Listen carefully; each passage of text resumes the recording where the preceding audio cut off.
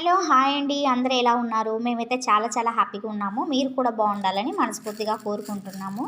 Friends, ఈరోజు అయితే కనుక ఇంకా ఆలుగడ్డలు ఉన్నాయన్నమాట ఇంట్లో. ఈ ఆలు పులుసు పెడదామని ఆలుగడ్డలు తీసాను.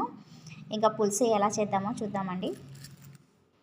ఇంకా ఫస్ట్ అయితే కనుక ఇలా పైన తోలంతా తీసేసి మంచి వాటర్లో కడిగేసి పెట్టుకున్నానండి. ఇప్పుడు సన్న ముక్కలు కోసుకుందాము. ఇలా సన్న ముక్కలన్నీ కోసి పెట్టుకున్నానండి. అలాగే ఒక పక్కన 2 చిన్న ఉల్లిగడ్డలు తీసుకొని ఇలా సన్న ముక్కలన్నీ కట్ చేసి పెట్టుకున్నాను. అలాగే టమాటాలు కూడా కట్ చేసి పెట్టుకున్నాను. ఇప్పుడు ఈ ఆలు కర్రీ ప్రాసెస్ ఏంటో చూసేద్దాం రండి. ఫస్ట్ కడాయి పెట్టుకున్నానండి. కడాయి బాగా హీట్ ఎక్కిన తర్వాత వేసుకుందాము. తర్వాత వేసిన తర్వాత ఆలు వేసేద్దాము. బాగా హీట్ ఎక్కిందండి. ఇందులో ఫస్ట్ 2 టేబుల్ స్పూన్ ఆయిల్ వేసుకుందాము. బాగా హీట్ ఎక్కిన తర్వాత కొంచెం జీలకర్ర, కొద్దిగా ఆవాలు వేసుకుందామండి.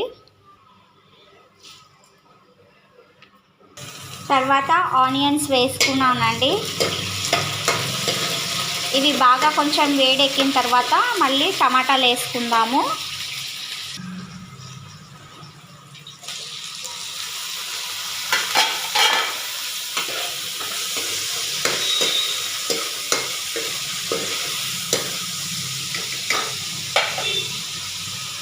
ఇంకా ఇప్పుడైతే కట్ చేసుకున్న ఆలు వేసుకుందామండి.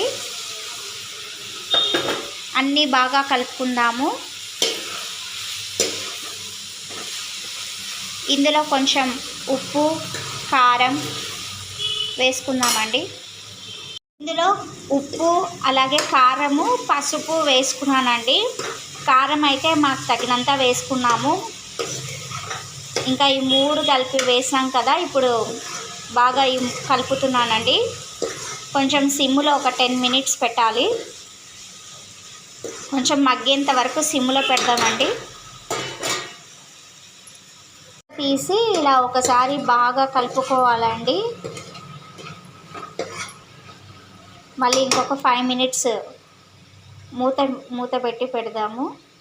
ఆలు బాగా మగ్గిపోయినాయండి. ఇందులో 2 టేబుల్ స్పూన్ కొబ్బరి వేసుకుందాము. అలాగే మసాలా పొడులన్నీ వేసుకుందాము. ఇందులో కొంచెం అల్లం వెల్లుల్లి పేస్ట్ వేస్తున్నానండి. కొంచెం గరం మసాలా, కొంచెం ధనియాల పొడి అన్నీ వేసాం కదండి. ఒకసారి బాగా కలుపుకొని ఒక 2 మినిట్స్ సిమ్లో పెట్టుకుందాము. మంచి స్మెల్ వస్తుందండి. మీలో ఎంతమందికి ఆలు అంటే చాలా ఇష్టమో కింద కామెంట్ చేయండి. కొద్దిగా వాటర్ వేసి ఉడికించుకుందామండి.